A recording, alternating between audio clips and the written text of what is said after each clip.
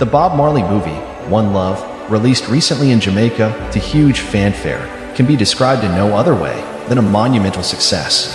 But even with all that achieved, bringing out the stars, world-renowned athletes, the Prime Minister and several other government officials, and even the royal couple, Prince Harry and Meghan themselves, not to mention the rare glimpse of the oldest Marley, Ziggy. Many members of the Rastafarian community and the general populace at large have been asking what many seemingly have been thinking, because according to many, after all the atrocities that Rastafarians have encountered at the hand of the state, it's interesting to see how members of the same system have now embraced an individual and a movement that was once viewed as worthy of being eradicated. Interesting, indeed, but forget the debate. Instead, let's just let the evidence and victims speak for themselves. Lest we forget.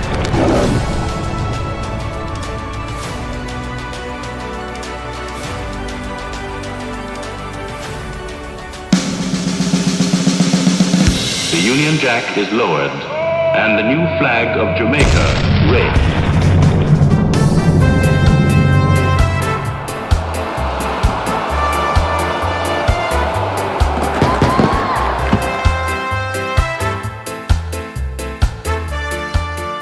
Everybody's in fear, everybody's in a panic because we have been victimized.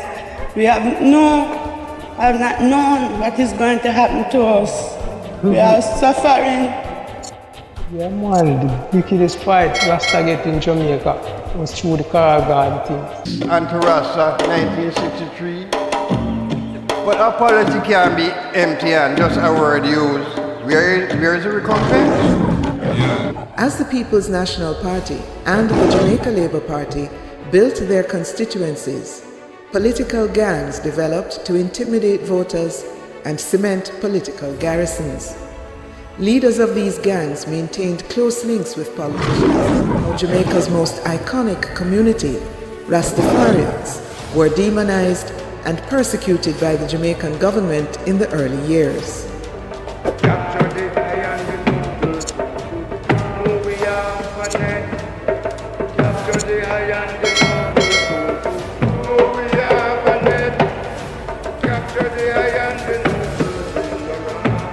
And for many years, Rastafarians were concentrated in a community called Bakawal. This community was adjacent to Coronation Market, the largest market in Kingston. In 1966, Bakawal was razed by then Minister of Development and Welfare Edward Siaga, who sent bulldozers to destroy the ramshackle dwellings that had been erected, ultimately replacing all the residents with supporters of the ruling Labour Party. Rastafarians were dispersed to other areas of the country where many had already taken up residence in rural outposts and hilltops. Some in Jamaica consider this dispersal to be the single most formative moment in the movement, but it was preceded by a string of persecutions. Principal among these persecutions was the Coral Gardens incident, also known as Bad Friday.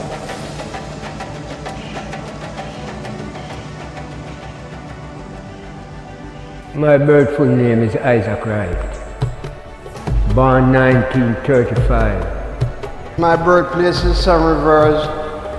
My post office is Cambridge. I went to Bickerset at school, which I get great knowledge. My name is Fillmore Albaran.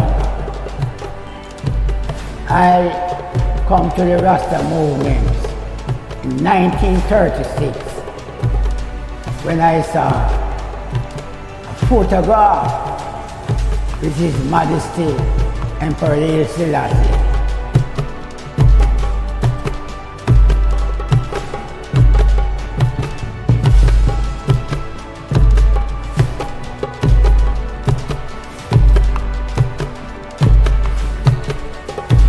Well, you know, in the youthful days coming up, I was moving with a Rastaman. And I hear him speaking of Haile Selassie as the returned Messiah. And it's by 2 millilect then, caused the Ark and the Covenant to trot from Jerusalem onto Ethiopia, guided by the Archangel Michael. So we acknowledge those divine consciousness of His Majesty and we look upon the coronation of His Majesty, 1930, where He coronated as King of Kings and Lord of Lords, the conquering Lion of the tribe of Judah. And we know that that is the title that the Christ must return according to Revelation 19.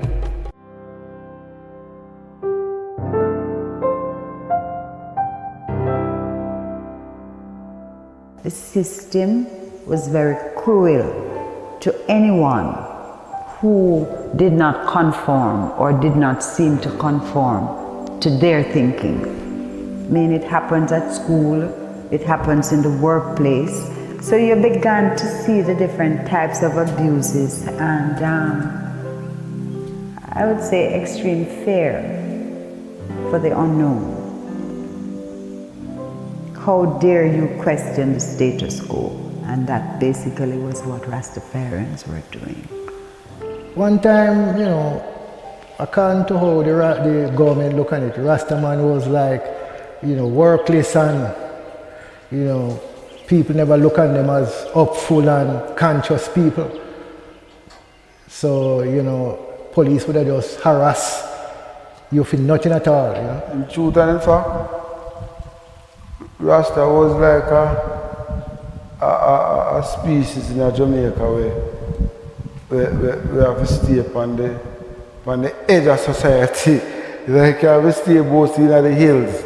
You can't venture too much in the city and town. They don't want to see you, you know, because them figure say you bring certain light to the people. My name is Selborn A. Reed. I'm an ex-Jamaican policeman, retired detective inspector. I recall even in my own growing up, Rastafarians were not accepted per se as ordinary citizens. Eventually I joined the force, and I recall that in our shooting range, the targets were oftentimes the image of a Rastaman with locks placed there, and in our mind that was the look of a criminal. And so we would use those images as targets. If for any reason, if they catch you with little weed and you go to jail and you're a Rasta, the first thing they do is trim you. The stimulation and the Rastafari movement in Jamaica was 1950. When a man by the name of Wappy King go on the Palisades Road, which is the Norman Manley Airport Road, and there was a Chinese girl and a Chinese boy on the beach, and him kill the boy and rape off the girl and throw the girl in the sea, thinking she got drowned. And then he ride off and leave her. When she get rescued, she told the police that it's Rasta, because the guy have on him beard. But he didn't have on no ear for him head. He was a rascal, under this guise of Rasta. So when him doing wickedness, him go shave off. So there was a man who saw him coming from that way on a bicycle and know that the guy is that kind of guy and see him trim off his beard. So he report to the police that guy. When the girl said, while him and her must be what him being raping, she crop up her face, which have a whole heap of mark in her fingernail, you know, mark up in face. So everywhere them see a Rasta, them take knife and cut off him head off her face. I search them mark then out to find out. So every man who have a beard was being persecuted for that. And one morning, when I push a car, I have a little contract, go to Alpha. Come from Alpha, I see a crowd in Coronation Market. When I look and ask why, Them say a Rasta man who sweep in the market. Police beat him up and then carry him gone to hospital, public hospital. So when the policeman then come down there, then catch all the Rasta man then by their nuts, you know, and hold them, you know, and put on something and bite the stick on them, you know, the button, and catch them drum, and step in at the drum and throw all the drum them in a fire. And we start run, we have to run from them because they have tear gas. Good old father die and leave a lot out of Calgary. When he go on the lot now, he start chop it down and burn coal, and they then make them start farm. Till they get the land clear now, then start farm. After they start farm now, Rosal manager, they send workers over there to check what the man do. But then say a Rosal then depend. So after them go there and check you out and carry back the news to the manager. Say then they farm this and then they farm that. Then say alright. Then they set up for good when the project start reap. When they start reap the project now, then carry a battalion of police go there. And when they go the battalion of police go there, then chop down, they reap what they reap, pumpkin, melon, every little thing what they see, they reap it. And after they reap it now, then the order to chop it down, and then chop it down. Alright, for the first time, they would say to them, say, man, I'm not a quarter here now. I have my title and thing, me a lawfully here. Then say, man, you come down too much from Rosal. So you have to advance up further. I grew up in a farming community. I love to see plants grow. And one of the things that I had to do whilst a young cop in Montego Bay was to go out with the bulldozers to bulldoze farm crops on the Cardias property. These people would have gone on the property, they have no permission, and cultivate their crops. And so they were trespassers. And so the headmen would call the police. Police would arrange to go there and then bulldoze the crops. And there were many times that I stood almost at the point of tears when I saw those beautiful crops, cabbage, corn, cassava, yam, being plowed up. Then go back there the second time and then do the same thing. And after they reap down what did they know? But I said, no, what is this? See me try clear, then say man you come down too much from Rosal. So advance up, second time. Then chop down and reap for them to reap and go away. Third time then when I come back now, Rosal got one machine to plant corn. So when the police then go there, and Rosal got the machine. He said, drop the man, drop the cutlass. Rosal said, but imagine. When you come up here with the gun, bayonet and all different kind of things, and I Rasta man will tell you, say, if you drop it. And I got I cut this the farm, my little farm. How do you come tell me if you drop it, my cutlass? 3 bullets then give. Instead of make the man get his medication to keep him, they send him man to prison at 68. When he released from prison, check back his doctor because infection, him feeling belly start to swell. Him declare a policy that I think he can find 5 more men with himself and declare a revolution. I blame him not because I done nothing wrong. I was a headman for the property where he didn't do nothing. Just before the Coral Garden incident, the Thursday, I had a cousin live next door. But we wasn't living up here, we was living down the bottom there. And he run and come to me and say, hey, you know, say your father dead? He say, oh, my father for dead. He say, yeah man, the father in the Coral Garden incident, understand, so they kill him.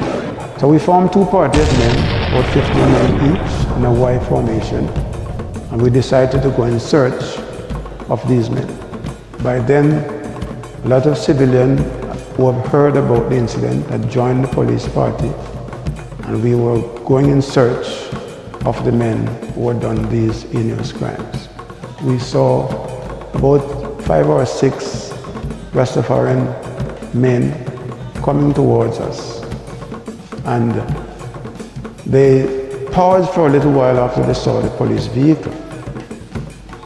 Then we got out of the vehicle, and one of the men in my party took up his rifle, aimed at the men. He pulled the trigger went off, but the gun did not go off because of course there was no ammunition in the gun. So when the Rasta men observed that the gun did not go off, they more or less thought that the guns were either defective or they were not loaded. So they spurred on, they began to shoot arrows, and then they attacked the police. The police was defenseless, and the citizens who thought that they had to do something because in their opinion the police was not in charge of the situation. So they formed themselves in vigilante groups. And the fact that they heard that Rasta men were involved, they decided to search out for every Rasta man. I'm Robbie Small, otherwise known as Jerry Small or Bongo. My old man, Ronald Small, he tried the murder case resulting from the Carl Gardens confrontation in 1963. The Bustamante administration in the earlier 50s, they had moved against Pinnacle and Leonard Howell. PNP in their time moved against Henry and others. And now after independence, now the JLP again now move against the Rastafari community island-wide on the pretext of the Carl Gardens incident. Babylon then come out, but you see majority of the people and the people don't want enough of people in Babylon who really come. Because you see there's a stigma with the said government here. This was the said JLP government was in power during them time with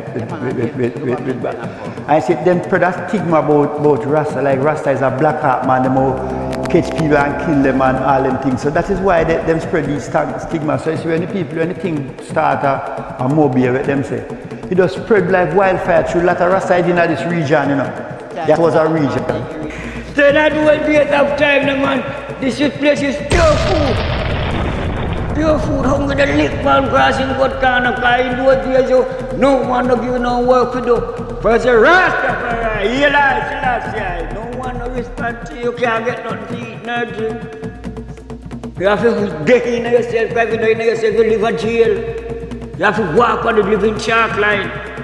And take food for you, I want exciting, take our food off my property, try to touch over feed the other one by night.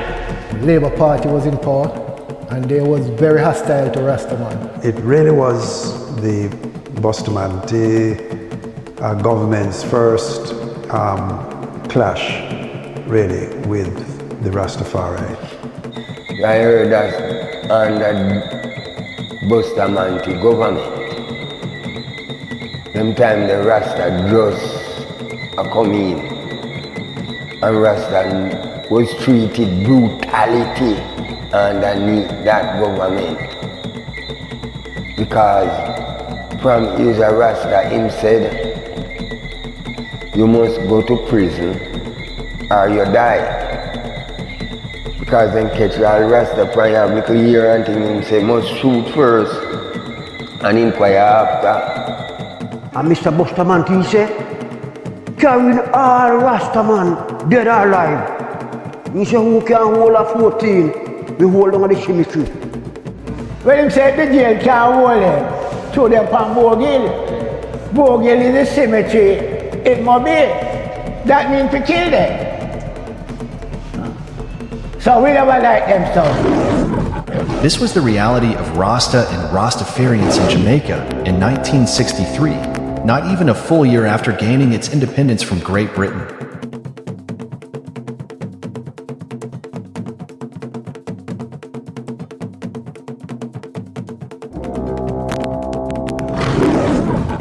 Newspaper came out and said, bringing all Rastas dead or alive. And that was a very frightening experience for me in 1963. That night I went down to visit my girlfriend, and after I left I was walking along Dome Street and a whole lorry full of soldiers just swarmed down on me and started asking questions. I got so frightened I said, please take me to the nearest police station. And it was at the police station now that the whole revelation of what the incident took place.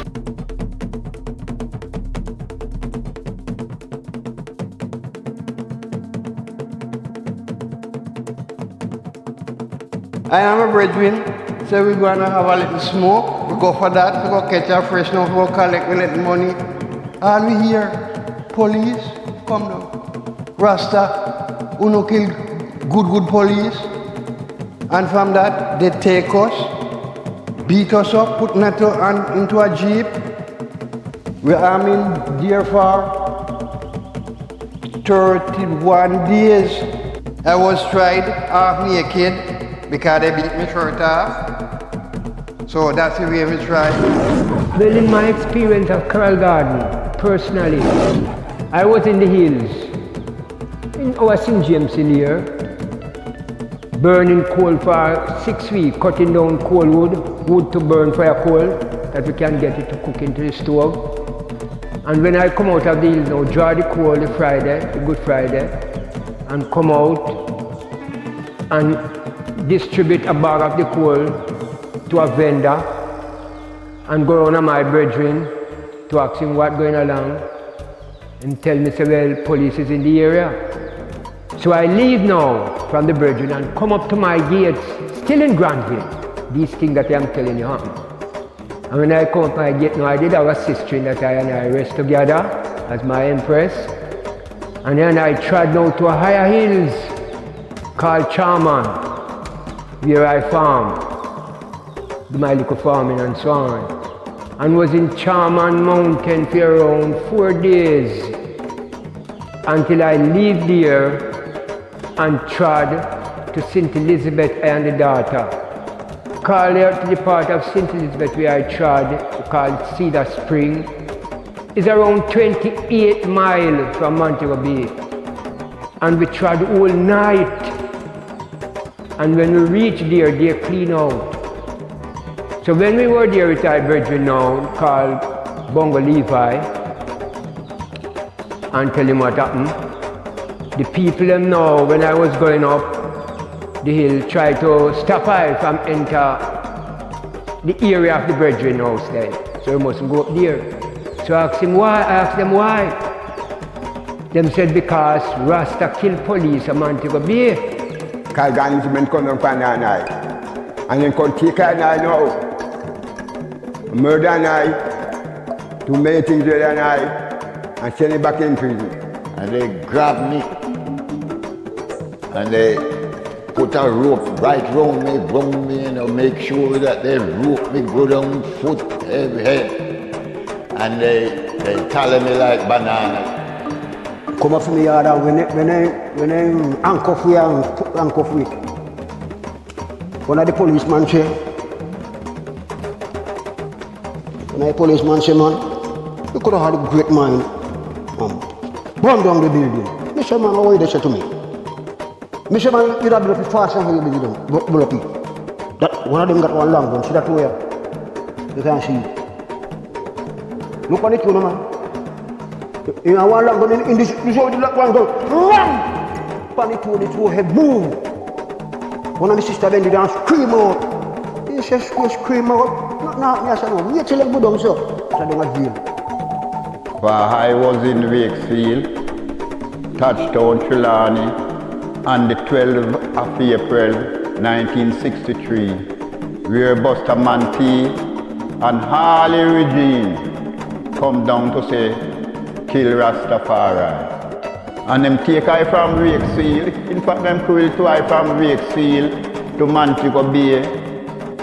When I go to Montego Bay, I have to kneel down from my knee at 14 and put me on from my head and shut up my eye. It's on go high self, no lick high self. To every man have a privilege, if you dig out your eye, there's nothing unto the government. In night time, they usually beat Rastas and shoot them and all them things and lock them up, and some get prison and some get jail and pay some cash and find them, and some go to prison. The government should be carrying all Rasta dead or alive.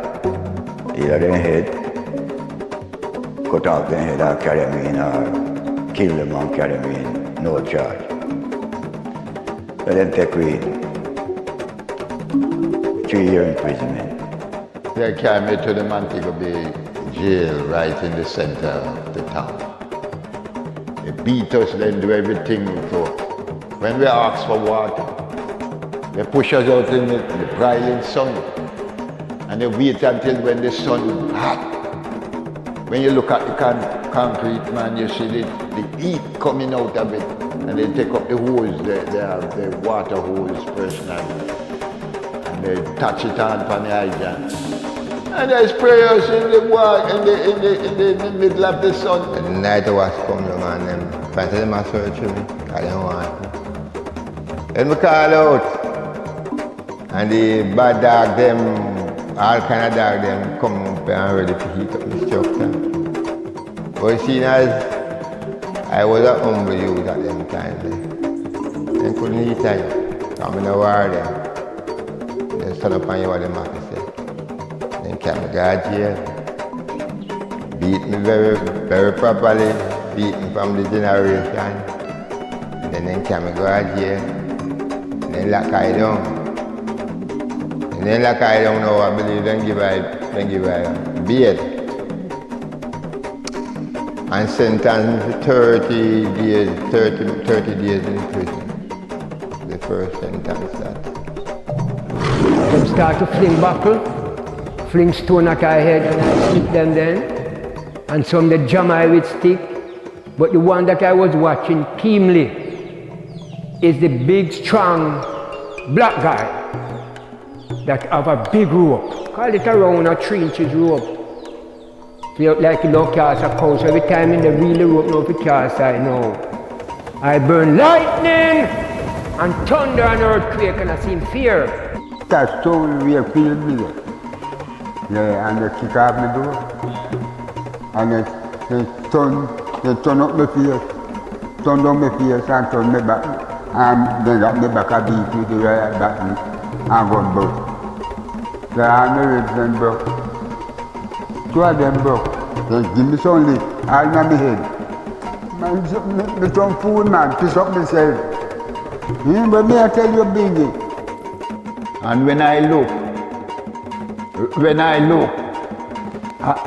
I see man no our leaf with stick, stone, machete to every weapon them have. The arm and barrack broke up boy them that the soldier them. A blue suit them have on with helmet. Gun, one of them take the gun and lick I right at the head. Right here so I lick I drop clear like tongue. The time I drop about 7 of them a pure kick. Raise I up back. I bleed from this side right onto the earth. You should check on morning. Then take you out one by one. And batten the back up and batten the back up and batten. When they're done with, when they're done, 3 man in chain, then do with that 3 blade. Beaten. And every one of them were beat with. Have to chop up hand. For our then lick and piece of flesh, but 2 of them lick and lick, but now batten back up on one another. And flip back to them full muscle and all that. They have to chop up their hand. But while we was there now in the night, police come in the morning, early in the before day around 2 o'clock, they charge the brethren for common assault. And they charge I know for the brethren gas lamp that they took away from the brethren. And the brethren have a big cook pot that him always frying dumpling. We don't sell it when he was in Kingston. And them take a big tape from him and charge me for those things, unlawful position. Well, we spent 7 days in Black River Police Station. And on the 8th day now, they transfer us to Balaclava Police Station and carry us to Balaclava Courthouse. I was working at Iasworth and I hear that they're coming on with Rasta. And I sit down there and after what I see, some police and soldier and pavilion, they come through the cane piece was out right there. And the whole of me come through and then take me first. After I take the other brethren. And go to our next spot, who are that side and take our next one. You go Falmouth, but that jail couldn't hold it. And you carry go to Falmouth. And I stay at Falmouth Sunday, Monday, Tuesday, Wednesday, court. It's a murder. The guy a murder me, man. All the woman in the piece of chicken and all them kind of way there. And then they show them for me and say them beat me to kill me. Stone, iron, everything they're fine. Yes. Of the struggle that Rastafari have gone through supposed to stick with I and I. In the 60s, we never have so much car, we never have so much money amongst Rasta. But guess what? There was a love and there was a unity.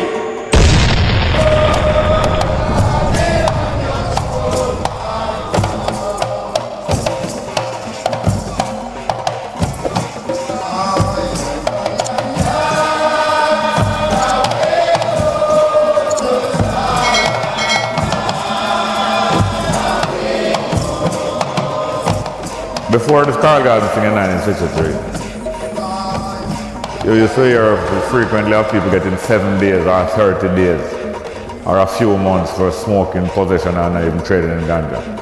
But they changed the law after this trial to a mandatory sentence of 18 months for possession, first offense. And it was used as a blanket law to pull in people, Rastafarians especially, who are giving the government trouble, perceived trouble, political and otherwise. Sounds almost unbelievable in today's climate of Rasta movies and reggae cruises. But that's only if one is not aware of the history, tribulation, and discrimination faced by this community, which today has become a socially accepted magnet. The same one once scorned by the state and at one time even sanctioned for eradication. This is the reality of Rasta. So beyond the fanfare and cinematography of the movie, like Bob said, don't let them fool you. God bless.